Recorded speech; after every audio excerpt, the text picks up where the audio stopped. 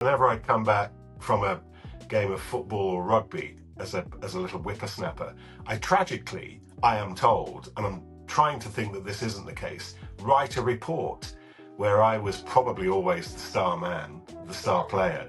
So yeah, I think I did, and in my head when I was playing sport, I was commentating in my mind. And it was only really listening to Bill and Starmers that I realised that actually this might be a job. So without it being a grand plan, I think I was a sad little boy who was always destined for this kind of thing.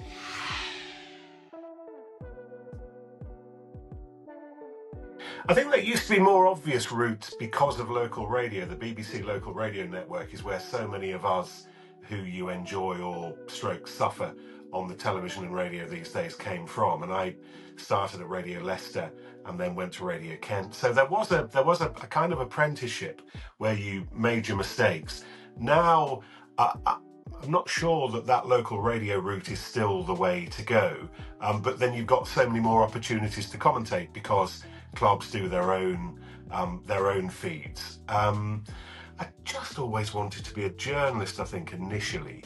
And it was only really when it became apparent that you could specialise as a journalist and you didn't have to be a news journalist. I remember one day being given the option of going to spend a day in a courtroom or a day at a county cricket match, and it took me no time at all to work out where I'd rather spend my day, and that kind of defined the career path, really. But there was, as I say, no grand scheme, but there you go.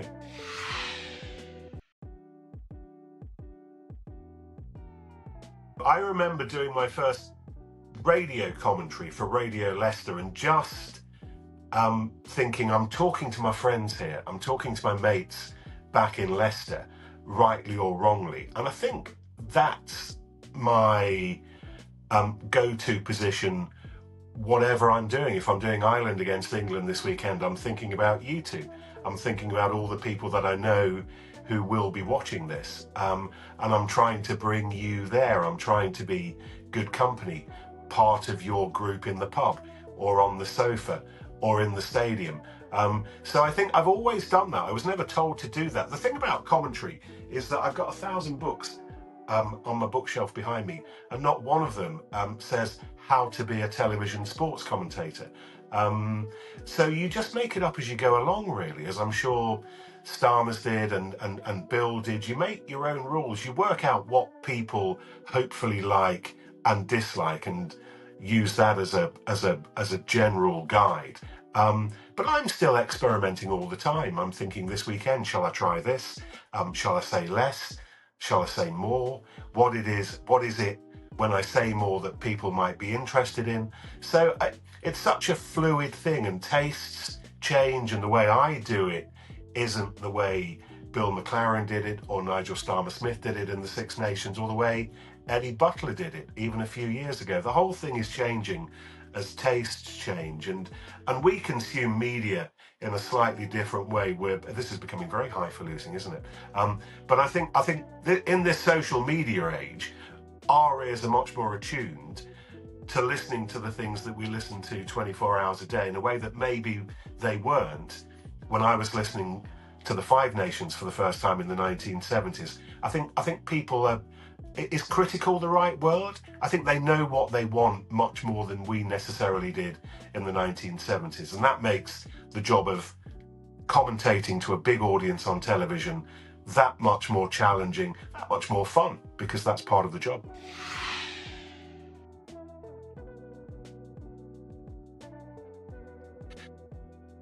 There is, and the first thing, particularly on a Six Nations weekend, is despite the fact that I have an English accent and I'm doing England against Ireland, that will immediately set some people's teeth on edge who don't have an English accent. But my surname's Mullins, so I work hard to draw on my Irish ancestry, which I don't have to look too hard to find. So I think balance is important. You don't want a commentator who you think is shouting for the other team.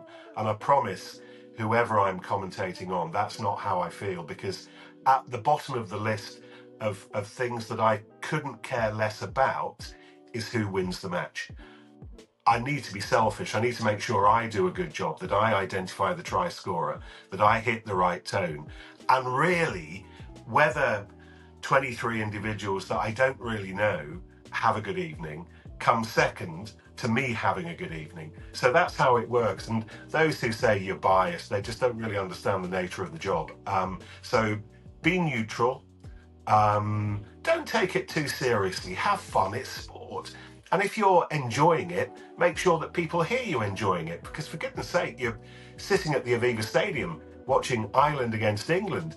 You know, this isn't some kind of high court drama. This is the best part of most people's weekends, and I'm there. So don't be afraid to make a little bit of a fool of yourself by getting excited. Try to reflect how people are reacting back home. So be neutral, have fun, don't say too much. Every opportunity you get to do this,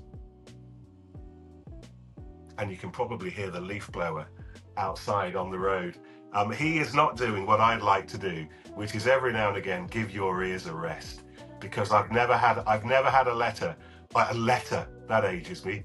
I've never had an email or a tweet from anyone saying, "God, Nick, you know what? I wish you'd talk more."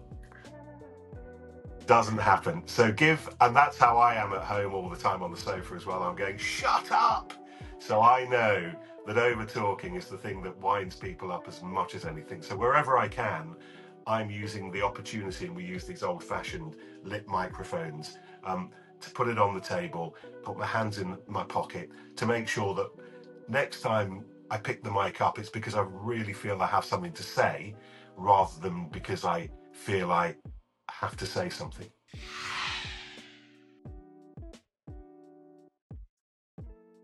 All the time.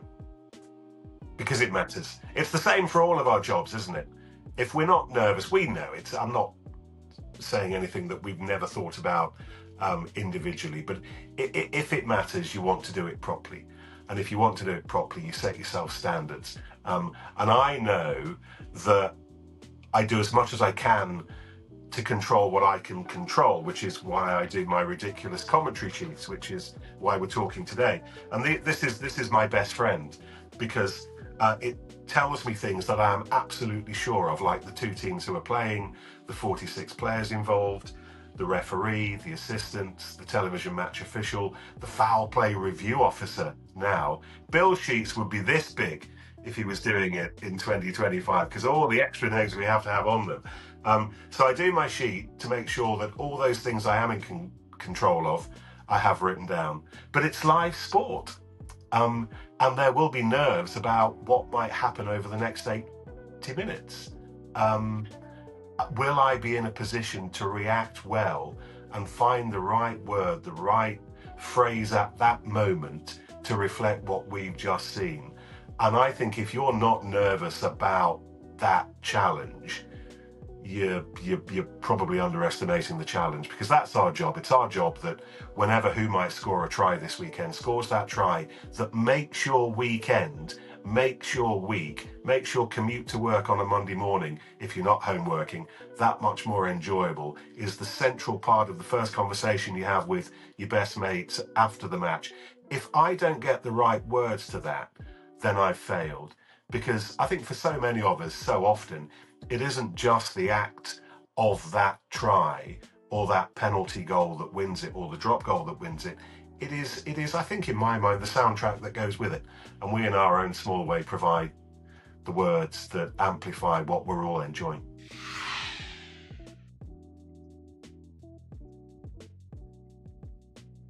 Well, the first thing I do, and this is Tuesday, so the first thing I'm doing now, I gave myself a day off yesterday because I've been doing the Australian Open tennis. So I've had a fortnight of tennis, day off, reset button, and now I'm back in oval shaped ball mode.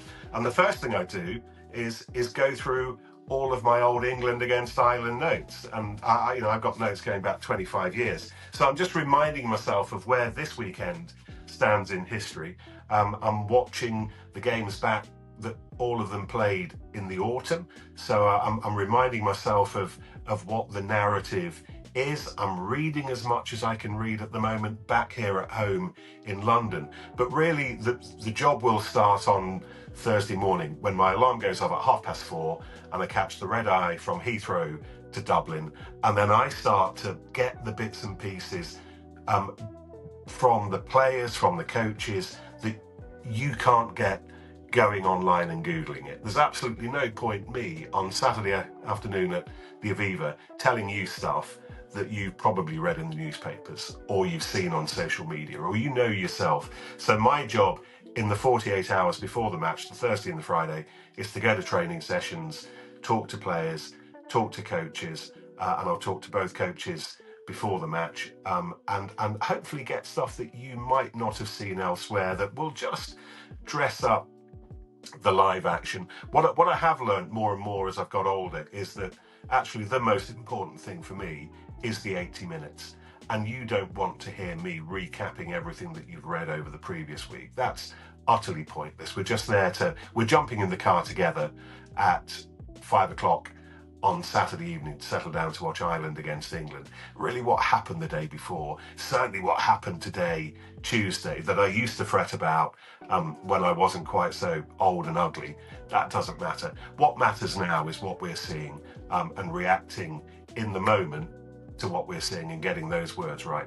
But the preparation that I do in the week leading up to it, and it is a week's worth of preparation, mean that my head's straight. So when something does happen, I've got the foundation in place to hopefully react to it properly.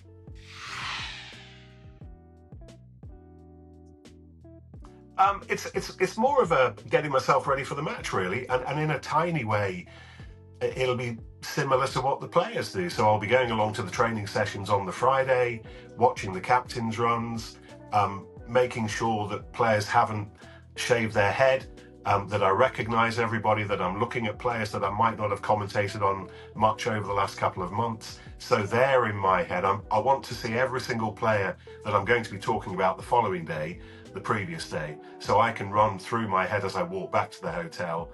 Ireland 13. Ireland 12, Bundy Aki. So I'm running again this little mini commentary in my head, so I know who's who. Don't drink the night before. That's a big one. Get an early night. Don't fret about it. Have a good book so you get a good night's sleep. I might even have an alarm-free zone, an AFZ on Saturday morning, only because it's a later kickoff. So there's no point waking up at 7 o'clock and fretting yourself stupid. So yeah, nice, decent night's kip. Decent breakfast. It'll be a full Irish on Saturday morning at our ITV hotel. We get to the ground about 3.5 hours before. My nightmare is always turning up at the ground with everybody else and being late to the commentary box and being stuck in a long queue to get through the turnstiles. So we're there early. We're there as the ground's opening. It's the whole place is waking up, and that's a really magical moment, actually.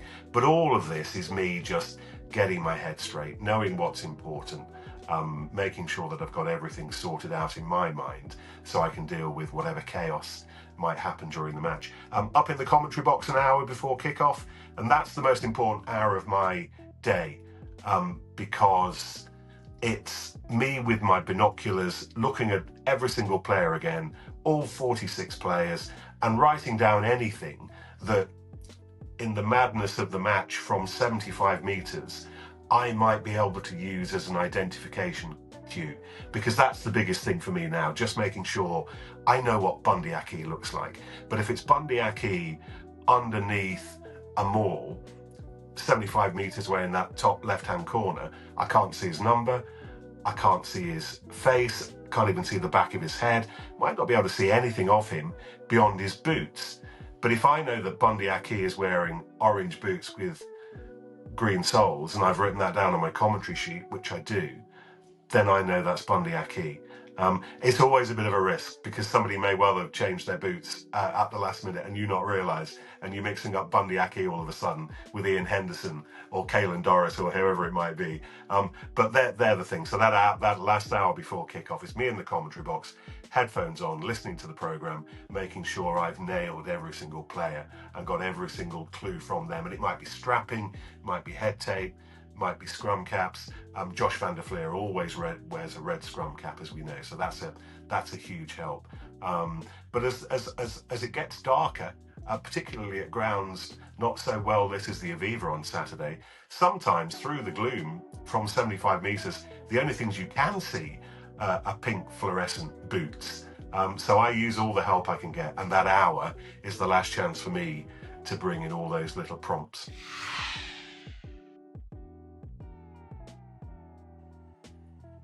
The camaraderie. We all love each other, don't we? But you know, as an Englishman going into Cardiff on the day of a Six Nations, they're not wishing you all the best. As a Scotsman going to Paris, as fun as it is, and as wonderful as the camaraderie is, and you can walk into pubs and bars and people will buy you drinks, it matters. So as much as it isn't football, and it isn't life or death, there's a good old-fashioned 15th, 16th century animosity between all of these nations that, for once during the rugby year, we can legitimately, in a friendly way, sit on the other side of the fence. Am I saying this diplomatically enough? But I like it. I like the fact that it matters. And for one day and one day only, if you're Irish, you can legitimately hate the English. Hate's probably too strong. You know what I'm saying. We all know what the Six Nations is. It's a chance just to wave the flag every now and again, at a time when maybe waving the flag isn't something that we do as much as they might have done a few years ago. I think it was Wales against England in the early 90s, and Will Carling's England were going there as potential Grand Slam champions. Wales on the last weekend, and Ian Evans nipped in with Rory Underwood half asleep and scored the try that won the match. And I was working for BBC Radio at the time, sitting alongside the great Barry John, and the noise that day, and we'd listen to the anthems, and Barry would say, take your headphones off when you listen to the anthems because you need to hear this clean. And that noise, that primeval roar in the old Arms Park that there used to be, is something that lives with me now, and I still get goosebumps. And the noise, the shrill, and it was shrill. It was a shriek when Ian Evans got the bouncing ball and nipped around Rory Underwood and scored the try. They were magical days, and the Westgate Street end just went bananas. I remember Jonathan Callard a couple of years later scoring a last-minute penalty against Scotland at Murrayfield. They're all fairly hazy, but what they do is form a soup of memories. I'm not very good at remembering specific moments from every single match. I remember bumping my head on the little crossbar that you had to go under to get into the commentary boxes at Lansdowne Road, the old Lansdowne Road, not the posh Aviva Stadium, the old one made of concrete and wood, where the dart used to rumble underneath. And I banged my head every time I went in because you had to duck down, and you were looking out over the pitch at that great Ireland team led by Keith Wood. Keith Wood scoring the try after foot and mouth. The delayed game against England. I think they played it in the October of that year, and again England were hunting down Grand Slams and championships. Keith Wood nipping around a line-out to score a try in that top left-hand corner. Isn't it funny? My memory is, as I suspect lots of us, not what it used to be, but ask me about the Six Nations and all these multicoloured moments come flashing back.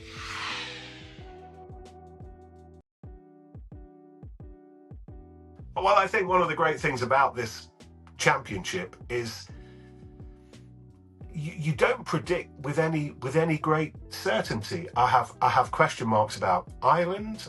How will they do without Andy Farrell in charge? Simon Easterby's one of the best men in the world, but he's got a big job. Is that Ireland team heading to the top of the hill? Or has it got to the top of the hill and is starting to head back down? Where are Ireland right now? Genuinely don't know where England are. I thought they were disappointing in the autumn. They've forgotten how to close out games. That's something they need to learn. So I wouldn't put an enormous amount of money on England at the moment because I just think they're so hard to read.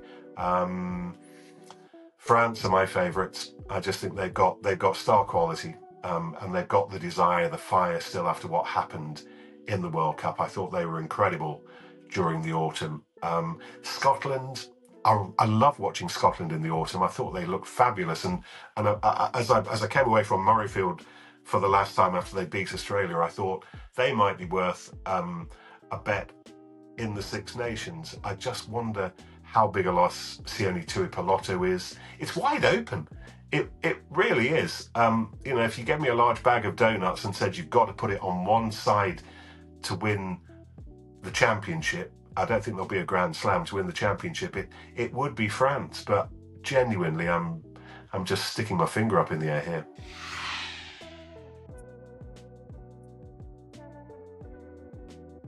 Paris with the French in full voice is a different sound. It's a French sound, and it's a southern France sound. So Paris, when it's going well for them, is orally fabulous. I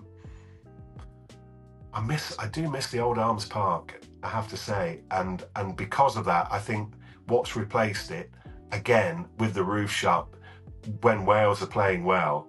I think the Principality Stadium is hard to beat. It's a big old music box, that place, isn't it? And I think yeah, when the crowd's on song and Wales as a team have found their voice, that's the place that delivers the best moments for me.